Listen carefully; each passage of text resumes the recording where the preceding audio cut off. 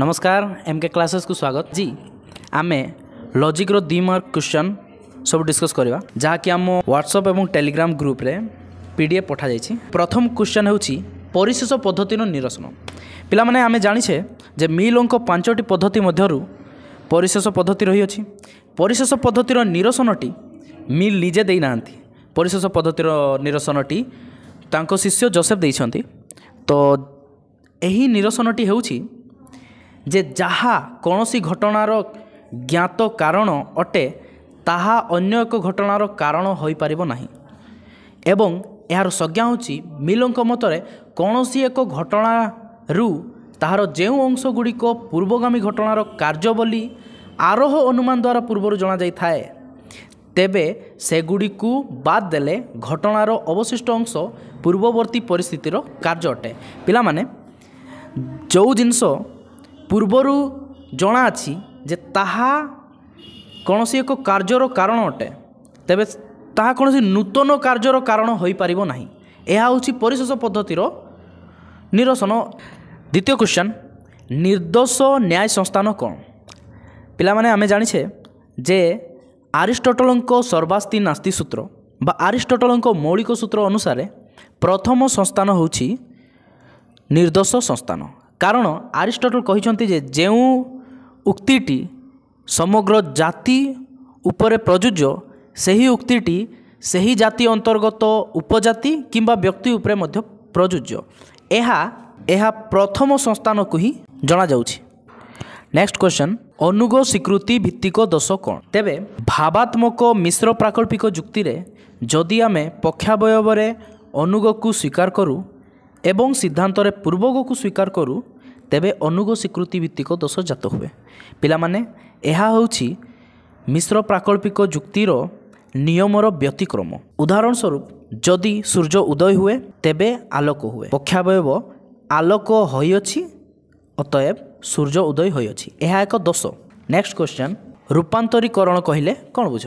न्याय रूप मानकर प्रामाणिकता परीक्षा करिबा पई अरिस्टोटल एक सूत्र बाहर करथिले ताहा सर्वास्ति नास्ति सूत्र रूपे परिचित। सही सर्वास्ति नास्ति सूत्र अनुसार केवल प्रथम संस्थान ही एक निर्दोष संस्थान अटे। जदि आमे 3 गोटी संस्थानरू न्याय रूप गुड़ी को प्रथम संस्थान को रूपांतरित करिबा बा बदलाई देबा तेबे ताहाकू रूपांतरीकरण बोली कहाजिबो। एही रूपांतरीकरण 2 प्रकार अटे यथा प्रत्यक्ष रूपांतरीकरण एवं अप्रत्यक्ष बा असाक्षात रूपांतरीकरण। नेक्स्ट व्याप्ति रो संज्ञा। व्याप्य और व्यापक मध्य थिबा नियत निरूपाधिक संबंध को व्याप्ति कहा जाए। व्याप्य और व्यापक ही 2टी घटना जहाँ व्यापे ताहाकू व्यापक कहती एवं जहिरे व्यापे ताहाकू व्याप्य कहा जाए। जेपरी पहाड़े धूम निर्गमन को देखी सेठारे अग्निर उपस्थिति को अनुमान करा जाई थाए। एही परिप्रेक्षी रे धूम व्याप्य एवं बहिनी व्यापक अटे। अतएव व्याप्य और व्यापक मध्यरे थिबा नित्य सहचर्य नियम को व्याप्ति बोली कहा जाए। नेक्स्ट क्वेश्चन समतुल्यता फलनर एक उदाहरण दियो। समतुल्यता फलन 2टी सम अर्थ थिबा तर्कवाक्य को नहीं प्रस्तुत हुए यथा राम रावण को मारिले फ रामक द्वारा रावणर जीवन गला। एही सत्य फलन रे 2 तर्कवाक्य एक समय रे सत्य हुवंती किंबा एक समय रे मिथ्या हुवंती तेबे समतुल्यर मूल्य सत्य हेबो अन्यथा समतुल्य मिथ्या हेबो। वर्तमान यार एक बॉक्स मध्य दिया जाइछि यथा प सत्य सत्य मिथ्या मिथ्या फ सत्य मिथ्या प समतुल्यता फ सत्य सत्य मिथ्या मिथ्या सत्य। यार मैट्रिक संख्या होछि सत्य मिथ्या मिथ्या सत्य। नेक्स्ट क्वेश्चन लौकिक प्रत्यक्ष कौन? तेबे पिला माने लौकिक प्रत्यक्ष एक साधारण प्रत्यक्ष मध्य कहा जाए। इंद्रिय सहित वस्तु रो संयोग बा सन्निकर्ष द्वारा जेउ ज्ञान उत्पन्न हुए ताहाकू लौकिक प्रत्यक्ष कहा जाए। लौकिक प्रत्यक्ष पुनः 2 प्रकार बाह्य लौकिक एवं अंतलौकिक। नेक्स्ट क्वेश्चन प्रतिपाद्य स्वीकार दोष। प्रतिपाद्य स्वीकार दोष कौन? जे प्रतिपाद्य स्वीकार दोष होछि जहाँ प्रमाण करिबा पाई ଦିଆଯାଇଥାଏ ତାହାକୁ ପ୍ରମାଣ ନ କରି କେବଳ ସିଦ୍ଧାନ୍ତରେ ଗ୍ରହଣ କରିନେବା ହିଁ ପ୍ରତିପାଦ୍ୟ ସ୍ୱୀକାର ଦୋଷ। ଯଥା କାଚଟି ସ୍ୱଚ୍ଛ, ମୁଁ କାଚର ଏପଟୁ ସେପଟକୁ ଦେଖିପାରେ। କାଚଟି ସ୍ୱଚ୍ଛ ଥିବ ତେବେ ଯାଇକି ଲୋକଟି ଏପଟୁ ସେପଟକୁ ଦେଖିପାରୁଥିବ। ନେକ୍ସଟ, ସଂଯୁକ୍ତ ପଦ୍ଧତିର ସଂଜ୍ଞା ଲେଖ। ତେବେ ସଂଯୁକ୍ତ ପଦ୍ଧତି କ'ଣ? ଯଦି ଦୁଇ ବା ତତ୍ତ୍ୱାଧିକ ଦୃଷ୍ଟାନ୍ତରେ ଘଟଣାଟି ଘଟେ ଏବଂ ଗୋଟିଏ ବିଷୟରେ ସାଧାରଣ ଭାବରେ ଉପସ୍ଥିତ ରହେ, ଅପରପକ୍ଷରେ ଦୁଇ ବା ତତ୍ତ୍ୱାଧିକ ଘଟଣାରେ ବିଷୟଟି ଉପଲବ୍ଧ ହୁଏ ନାହିଁ, ମାତ୍ର ଅନ୍ୟ ବିଷୟଗୁଡ଼ିକ ସାଧାରଣ ରହେ, ଯେଉଁ ବିଷୟକୁ ନେଇ ଦୁଇ ମୂର୍ତ୍ତ ଉଦାହରଣରେ ପାର୍ଥକ୍ୟ ଦେଖାଦିଏ ତାହା ହିଁ ଘଟଣାର କାର୍ଯ୍ୟ ବା କାରଣ। ସଂଯୁକ୍ତ ପଦ୍ଧତିରେ, ଯାହାକି ଦ୍ୱିଧାନ୍ୱୟ ପଦ୍ଧତି ମଧ୍ୟ କୁହାଯାଏ, ଏଠାରେ ଦୁଇଟି ଅନ୍ୱୟର ସେଟ୍ ଦିଆଯାଇଥାଏ। ଗୋଟିଏ ଅନ୍ୱୟରେ କାର୍ଯ୍ୟ ଓ କାରଣର ଉପସ୍ଥିତି ଥାଏ ଏବଂ ଅନ୍ୟ ଏକ ଅନ୍ୱୟରେ କାର୍ଯ୍ୟ ଓ କାରଣର ଉପସ୍ଥିତ ନଥାଏ। ତେବେ ଯେଉଁ ଦୃଷ୍ଟାନ୍ତ ପରବର୍ତ୍ତୀ ପରିସ୍ଥିତିରେ ଅନୁପସ୍ଥିତ ରହିଥାଏ ତାହା ହିଁ କାର୍ଯ୍ୟର କାରଣ ଅଟେ। Next question, ସମବ୍ୟାପ୍ତି। ବ୍ୟାପ୍ତିର ବ୍ୟାପ୍ୟ ଓ ବ୍ୟାପକ ମଧ୍ୟରେ ସମବିସ୍ତୃତି ଯୁକ୍ତ ହୋଇଥିଲେ ତାହାକୁ ସମବ୍ୟାପ୍ତି କୁହାଯାଏ।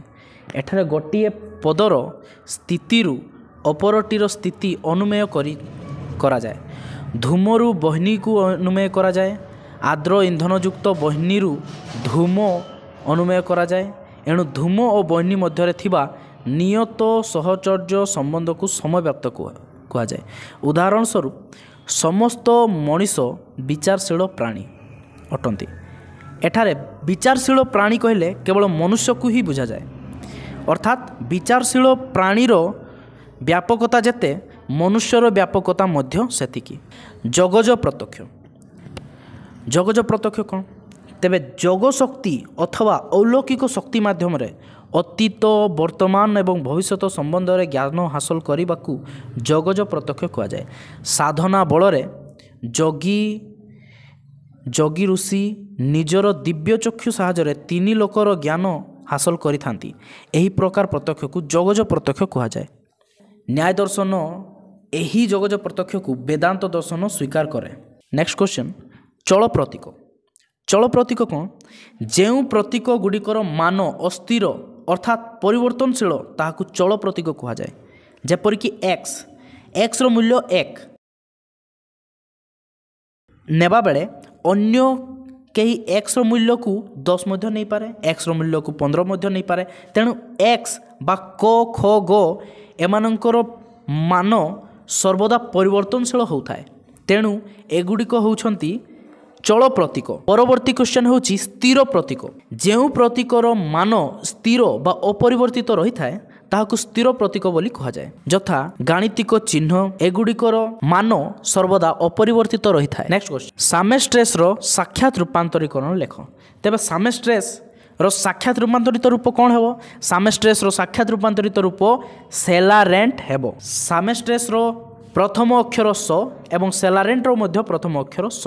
ତେଣୁ ସାମେଷ୍ଟ୍ରେସ୍ର ସାକ୍ଷାତ ରୂପାନ୍ତରିତ ରୂପ ସେଲାରେଣ୍ଟ ହେବ। ପୁଣି ସାମେଷ୍ଟ୍ରେସ୍ ମଧ୍ୟରେ ମ ଥିବା ଯୋଗୁଁ ଏଠାରେ ସାଧାବୟବ ଏବଂ ପକ୍ଷାବୟବ ମାନଙ୍କର ସ୍ଥାନ ପରିବର୍ତ୍ତନ ହେଉଅଛି। ପୁଣି ପକ୍ଷାବୟବ ପରବର୍ତ୍ତୀ ସ ଥିବା ଯୋଗୁଁ ଏହାର ସମବର୍ତ୍ତନ ହେଉଅଛି ଏବଂ ଏହାର ସିଦ୍ଧାନ୍ତ ପରବର୍ତ୍ତୀ ସ ଥିବା ଯୋଗୁଁ ନୂତନ ସିଦ୍ଧାନ୍ତର ମଧ୍ୟ ସମବର୍ତ୍ତନ ହେଉଅଛି। ନେକ୍ସଟ କ୍ୱେଶ୍ଚନ୍, ସତ୍ୟାଗ୍ରହ କ'ଣ? ସତ୍ୟାଗ୍ରହ ହେଉଛି ଦୁଇଟି ଶବ୍ଦର ମିଳନ, ସତ୍ୟ ଯୁକ୍ତ ଆଗ୍ରହ। ସତ୍ୟ ପ୍ରତି ଆଗ୍ରହ ଥିଲେ ତାହାକୁ ସତ୍ୟାଗ୍ରହ ବୋଲି କୁହାଯାଏ। ଗାନ୍ଧିଜୀଙ୍କ ମତରେ ସତ୍ୟ ହିଁ ଈଶ୍ୱର ଏବଂ ଈଶ୍ୱର ହିଁ ସତ୍ୟ। ଗାନ୍ଧିଜୀଙ୍କ ଏହି ସତ୍ୟାଗ୍ରହ ନାମଟି ମଗନଲାଲ ଗାନ୍ଧୀଙ୍କ ଇଣ୍ଡିଆନ୍ ଓପିନିଅନ୍ର ସଦାଗ୍ରହରୁ ଆସିଅଛି। ଗାନ୍ଧିଜୀ ଅନ୍ୟାୟ ଓ ଅସତ୍ୟ ସ୍ଥାନରେ ପ୍ରେମ ଓ ସତ୍ୟତାର ପ୍ରଭାବକୁ ବିସ୍ତାର କରିବାକୁ ଚାହୁଁଥିଲେ।